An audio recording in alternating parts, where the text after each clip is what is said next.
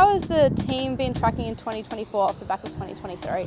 Yeah, the team's tracking really well. We had a really successful 2023. We had 6 girls from our academy drafted to the Lions, so 5 in the draft at the end of the year and 1 as an injury replacement. So it's big shoes to fill from that. Obviously that doesn't happen every year, but yeah, the girls have come back. We've been training for 4 months now, and they're ready to go for this weekend's first game against the Suns.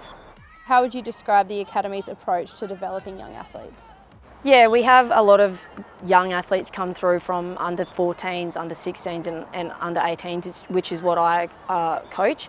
I think we take a holistic approach to the program. You know, we want them to come in as athletes, but we want them to walk out as better people. Like, we have our education programs that help them with their psych and well-being, their nutrition. We try and continue their development, obviously on the field, but off the field as well. It's a lot to balance within the program. Like, we only get the girls twice a week, so trying to fit all of that into their schedule is challenging, but we want to be able to provide that for them because we think, that is going to help them become a better footballer, might get them to that next level. I think the girls have so much going on outside of football, and which we're conscious of. We don't want to pull them in too hard of one direction when they're getting pulled in other directions. So we try and help balance that with our trainings. But yeah, our approach to that is just communication with them, how they're feeling, and yeah, we'll continue to help develop them in that way. So what does the rest of the year look like for the group? What games, carnivals do they have coming up? Yeah, so this weekend we have our first game against the Suns. We've got 2 games against the Suns this year and 4 Coates League games. So building from last year, we had 1 game against the Suns and 3 Coates League games, which we were really successful in winning all 3 of our Coates Leagues, which was fantastic. So we want to build on that.